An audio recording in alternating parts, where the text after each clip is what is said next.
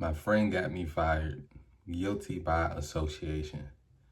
Now, this is a story from when I was about 19, 20, summertime. Me and my friend, we are working at the same job.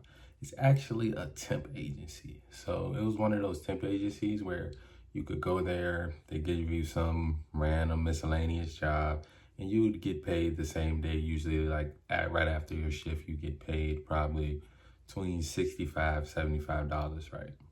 So me and my friend, we had this job from that temp agency. It was very easy, and usually we would do like a different job every day. But because this job was so easy, we decided that we were going to keep going back to the same job.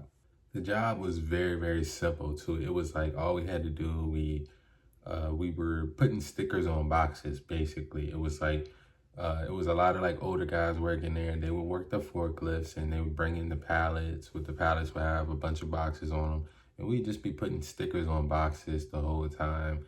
And a lot of the times, the older guys would tell us to like do it slowly, and they'll tell us to take these long breaks so we could like make the shift last, because they didn't want to do a lot of work either. So they were just kind of like it was it was making it easy for us. It was very easy gig. That's why we wanted to keep going back to the same job. We told the temp agency people that we wanted to keep going back to the same job. So we worked there for about a week. And at this place, in the beginning, they told us if you work the same job for more than a week, or if you worked it for a week, they would put you on a weekly check. And, they told us that in the beginning. It wasn't like no hidden thing. And I don't know, something in us didn't think that was going to happen. We wanted to keep doing our same cycle of, okay, we go to this easy job. Once we get off, we get our little $75. And as soon as we get off, we're going to go home, get high, smoke some weed, and play Madden or something, right? And do the same thing over the next day. So I remember it was like it was yesterday, man. We finished the job. It's a week later. It's a Monday after that first Monday we started there. And we go back to the building, we turn in our paper. You had to turn in the paper so the job would know that you actually went to the job and you actually did it. The people signed off on your hours and stuff like that. So we turned our stuff in, and usually we get our payment in our accounts within like an hour or so. So an hour or so passed, we didn't get our money. Me and my friend were sitting in the car, and he decides like, yo, I'm about to call him, because like, what's up? We didn't get our money today. Me, in the back of my head, I know why we didn't get our money today, but I still let him call them, right? Now, mind you, this friend is someone I'm still cool with to this day. I just helped him move in. I helped him put his daughter bed together and all that stuff, right? Like, he's a very different person than he was at that time. At that time, he was like a lot more emotional than he is now. And you're about to see why I said that.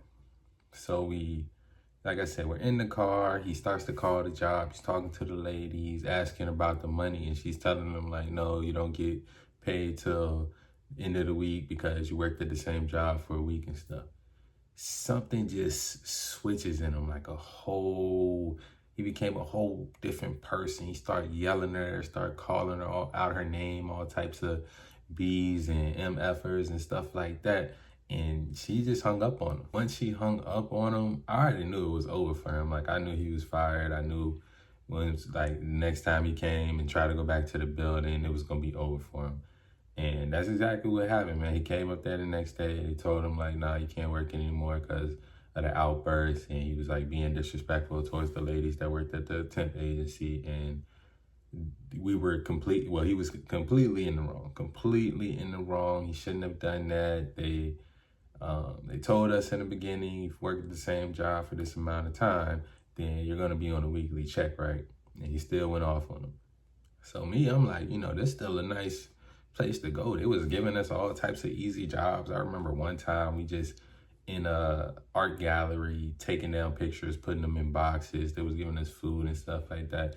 So they had a lot of easy jobs at this place. So I'm like, okay, I'm still gonna go, right? So boom, I go up there the next day, and they send me to a job I never went to before. And they tell me that they want me to, like, they asking me, can this random guy up there ride with me to the job, because he was going to the same job as me, right? And I'm like, yeah, okay, that's cool, whatever. So this guy, he was from a very, very impoverished part of the city. Let's just say that, a very impoverished part of the city. And this guy, let's call him Joe. Now Joe gets in my car. We got like an hour or two till we need to be at the job. So he's like, yo, you want to go smoke or whatever? So I'm like, yeah, sure, let's smoke. We go to his house. We sit in my car. We smoking. We chilling, like getting to know each other a little bit. And come to find out, he was like a very weird guy. But I deal with it, and I'm just thinking like, okay, this is the first and only time I'm doing this. Like, I'm coming here to work and stuff like that. I'm not giving people rides and stuff. But you know, he rolled up and all that stuff, so I thought it was cool, right? So we go to the job. And we're there for a few hours. But I had like an emergency, and I had to it was something to deal with my family, so I had to leave the job a little bit early, which was normal. You know, like sometimes you can like leave the job early as long as you tell the people and stuff like that. And it's usually no problem, right? It's usually no problem. They just usually most of these jobs, they have like their regular workers there too, so it's not like they really missing out on anything.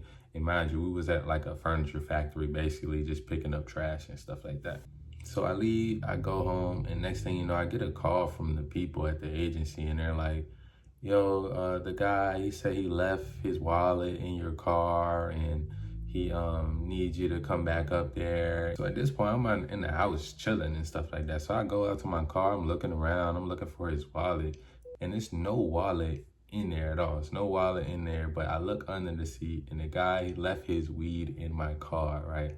Left his weed in my car, so this is what he wanted me to come back up there and bring up there to him. So I'm like, you know, I'm gonna go ahead and do it. I ride like 15 miles to the place where he was, and they gave me his phone number, so I was able to call him, let him know I'm outside. He comes outside. He's like, oh yeah, thank you, bro. I left my stuff in here, da da da da da. Then he asked for a ride home. So I'm like, you know what? I'm gonna do this because this is the last time I'm gonna do this, right? So boom, I give him a ride home. Take him home, drop him off, never seen this guy ever again. And I go home and I go on about my day, right? So the next day comes, you know, I'm like, okay, back, going back up to the building, see what job I can get. And as soon as I get in there, the lady calls me to the desk and she tells me like, oh no, you fired, you can't work here anymore because you left the job early.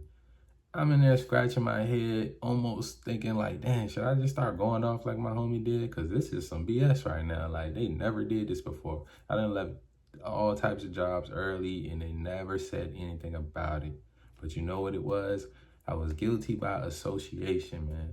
I was guilty. They already knew. Me and my other friend, the one that went off on them, we was coming up there together every day. They already knew we was like bros and stuff like that. We was very cool. So when he disrespected them, it was like I disrespected them, right?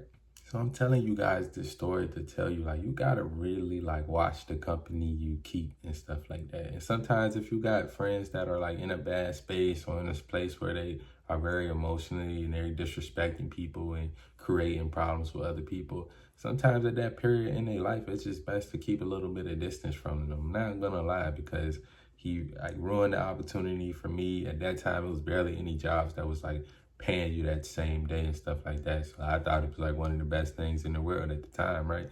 19, 20-year-old kid getting $75 a day. That's not bad. I was guilty by association. And that's really on the light side of it. You got to think, a lot of y'all got homies that y'all know are like doing people bad, lying to people, stealing from people, selling drugs to people, killing people, all types of stuff, right? A lot of people got friends like that, right?